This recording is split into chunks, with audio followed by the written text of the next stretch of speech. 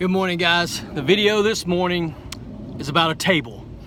I know that seems crazy, but I want you to hear about this table. This table was left here in my home when I purchased it. It was an antique table that the lady had no room for in her new house. So what she did was she just left it here for us.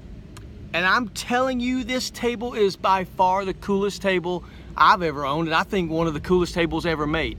The table has these intricate legs that are just so beautifully carved, and they come up to the base, and the tabletop itself is just sanded so beautifully, and the design in the wood is just incredible. And you think it's just a beautiful table and you think that's it.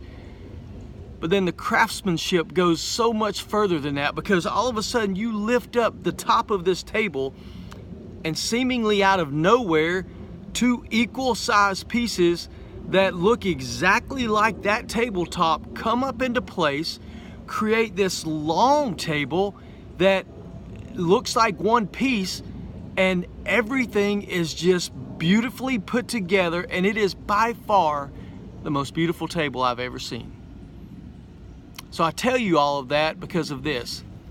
I have a statement this morning that I want you to hopefully grab hold of. I believe that if you will commit this statement to memory, that it will do like it did for me and totally transform your life.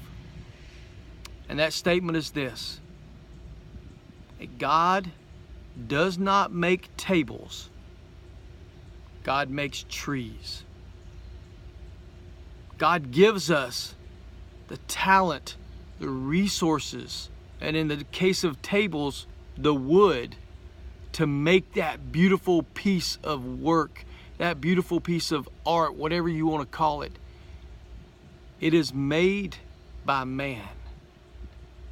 Man had to put in the work to make that happen. God provided resources. He provided the gifts, talents, abilities. He provided the opportunity for that table to be made. But it took the hard work, vision, and effort of someone to really make that table. Guys, our lives are no different. Your life is no different. You have been given this incredible gift set that no one else has. You have special gifts, talents, abilities. You have resources now and opportunities that no one will ever have. They are special and unique to you. And just like a carpenter is given wood to create a table, you've been given that same thing with your life, and the opportunities and the resources and the gifts, talents, and abilities that you have. And just as that carpenter had to create that beautiful table that's in my living room, you get the blessing and the opportunity of creating that same thing in your life. You get to take what you have been given and make something beautiful out of it. No one else can do it. Only you can do it. So my encouragement for you today is this: